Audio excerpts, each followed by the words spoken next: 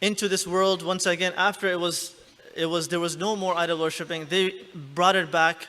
Allah subhanahu wa ta'ala then sent Hud alayhi salam to these people, to the Qawm Ad, to call them back to the oneness of Allah. This incident of Hud alayhi salam and this Qawm Ad, their incident is mentioned over 26 times in Quran.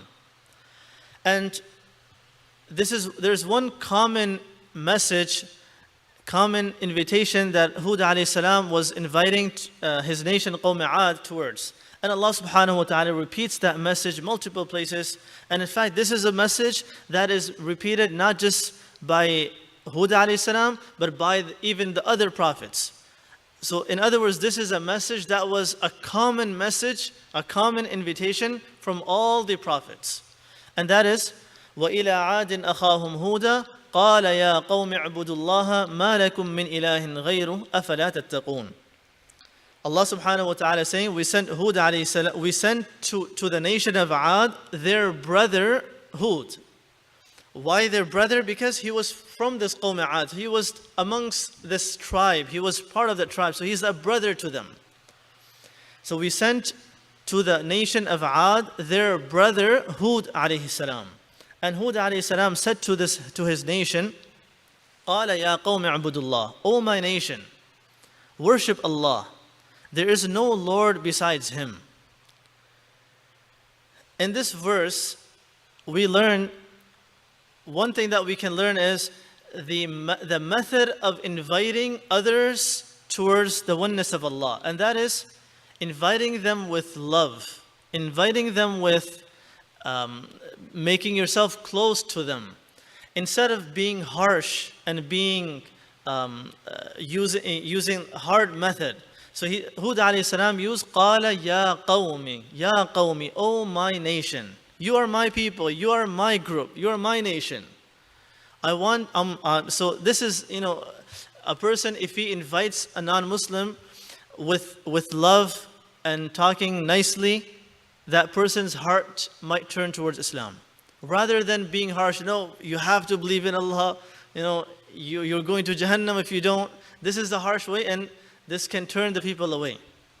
And it can make them even hate Islam, that they will see this harshness in the Muslims. So being soft, being kind, showing love, this is what we can learn. قَالَ يَا قَوْمِ اعْبُدُوا اللَّهِ, O my nation, اعْبُدُوا اللَّهَ, worship Allah, مَا لَكُم مِّنْ إِلَٰهٍ غَيْرُهُ, there is no Lord besides Him.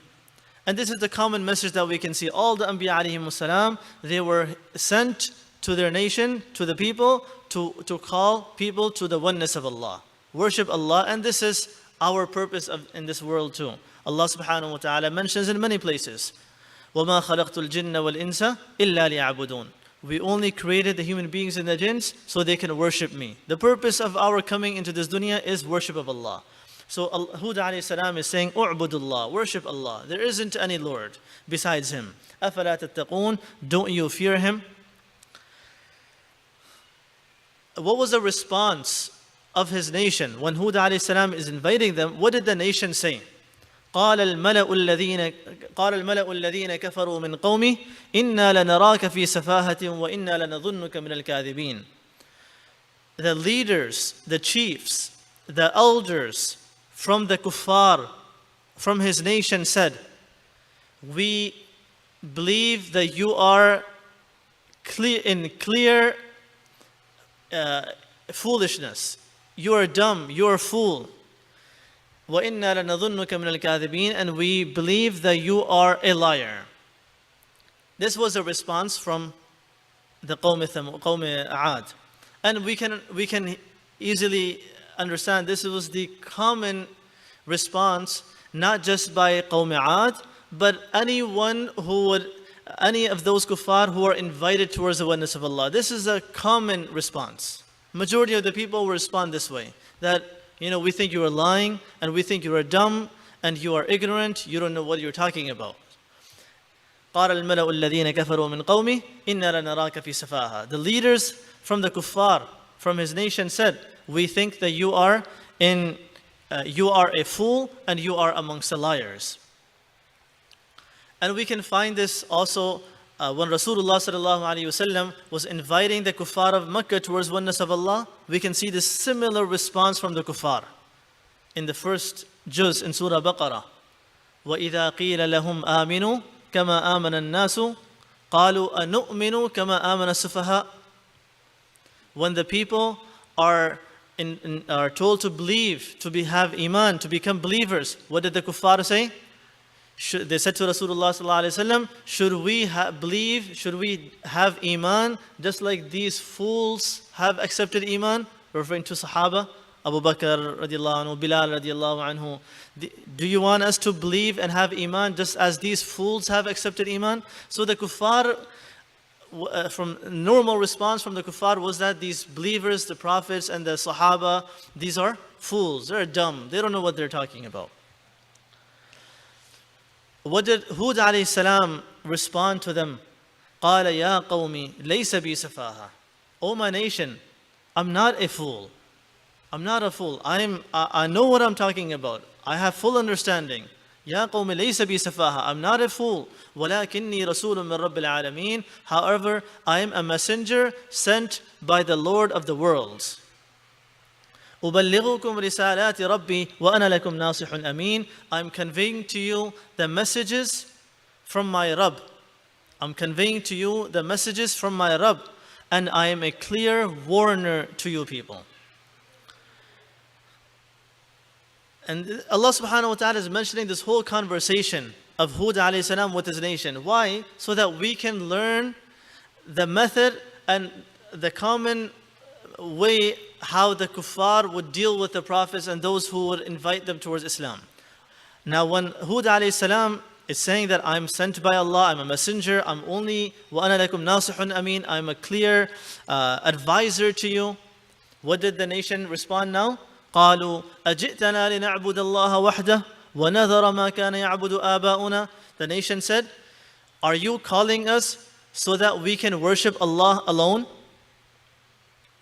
Are you calling us so we can worship Allah alone and we leave everything else that we are worshiping and our forefathers were worshiping?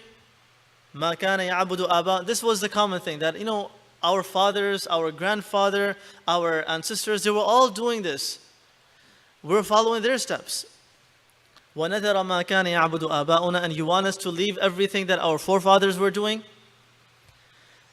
And finally, when Hud alayhi salam is constantly inviting them and they are refusing to believe, finally these people, the Qawm Aad, they got tired of Hud alayhi salam and they said, قَالُوا فَأْتِنَا بِمَا تَعِدُنَا إِن كُنْتَ مِنَ الصَّادِقِينَ. Why don't you just bring us what you have been warning us about?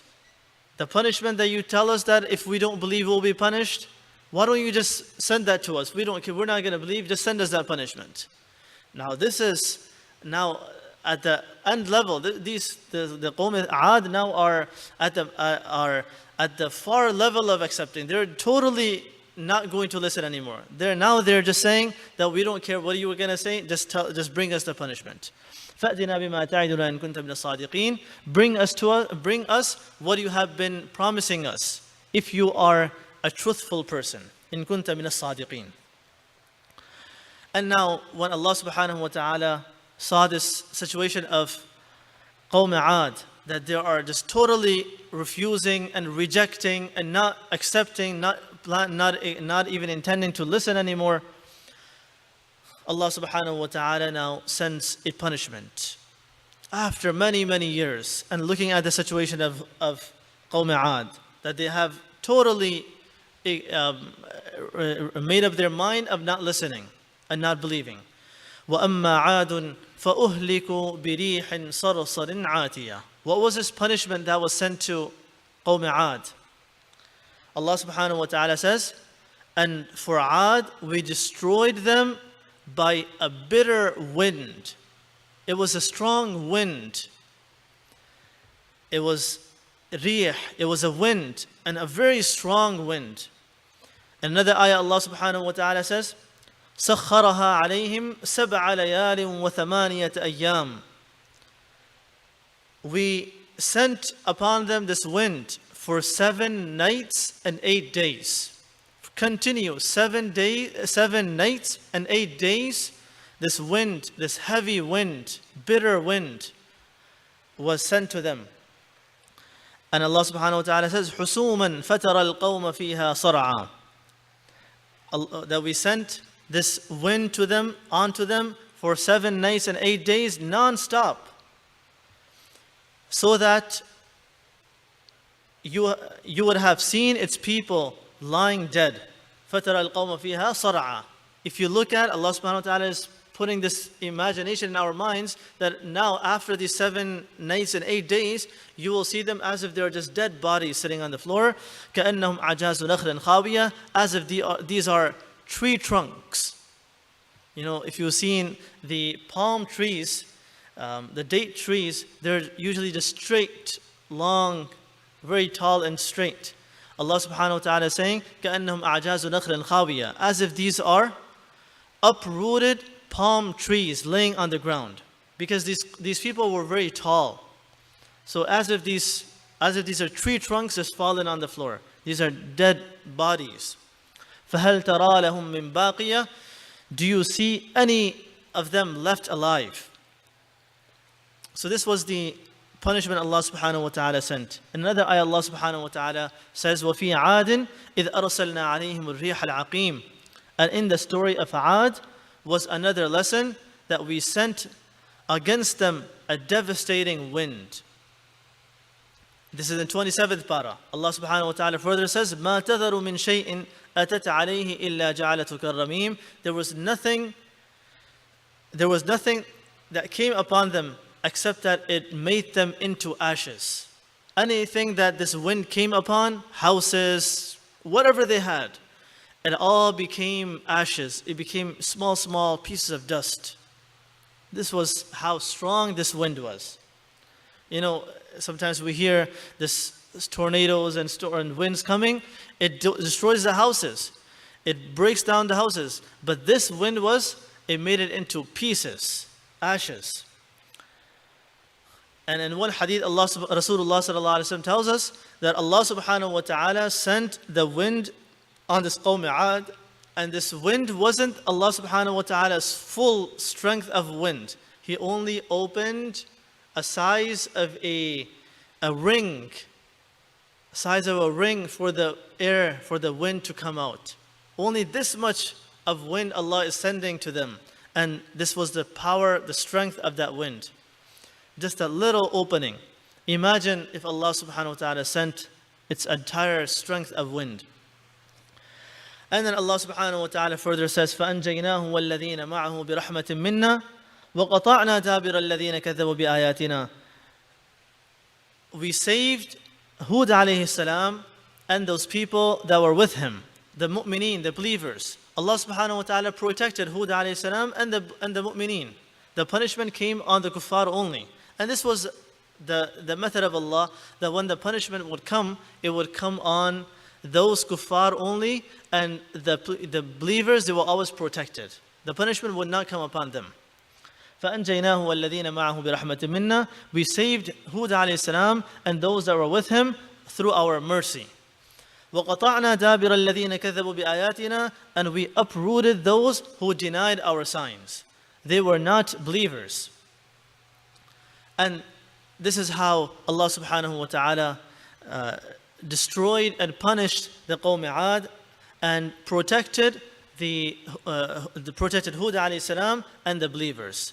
This is a lesson that we can learn from the stories of Hud alayhi salam and from Qawm Aad, that when Allah subhanahu wa ta'ala is worshipped, and those who worship Allah, Allah subhanahu wa ta'ala eventually helps the believers. We should never be hopeless from the mercy of Allah. We should always, sometimes it comes early, sometimes it comes late, but Allah subhanahu wa ta'ala's help and mercy does come on the believers. And those who reject, those who oppose Allah and who are disobedient, those who are sinners, who are kuffar, Allah subhanahu wa ta'ala punishes them sooner or later. Finally, the last portion that is left, the question that arises is, where is the grave of Sayyidina Hud alayhi salatu wasalam? As we mentioned before about Adam alayhi salam, Nuh alayhi salam, none of the prophets' graves are known. except for one prophet, and that is Rasulullah sallallahu alaihi wasallam. Only his grave is known 100% with guarantee. All the other prophets, we don't know for sure where their graves are. But some scholars, historians, mention different places where Hud alayhi salam's grave could possibly be. Some scholars are of the opinion, historians are of the opinion, that Hud alayhi salam's grave is located in somewhere in Yemen, a place called Hadramaut. And Hadramaut literally means Hadar Maut, Maut where the death came. So because Hud alayhi salam's death came, he passed away in Hadramaut. This is why that area, that city is also known as Hadramaut, which is in Yemen. This is one opinion. Second, some scholars say that his qabr is in Dimashq, in Damascus. And third opinion is that his qabr, he was buried in Haram, in Mecca. As we learned about previous prophets, Idris alayhi salam and them, that they were also buried in around the Kaaba, somewhere in the Haram. But of course, these are just opinions, and we don't know for sure where the graves of these prophets are. وآخر دعوانا أن الحمد لله رب العالمين.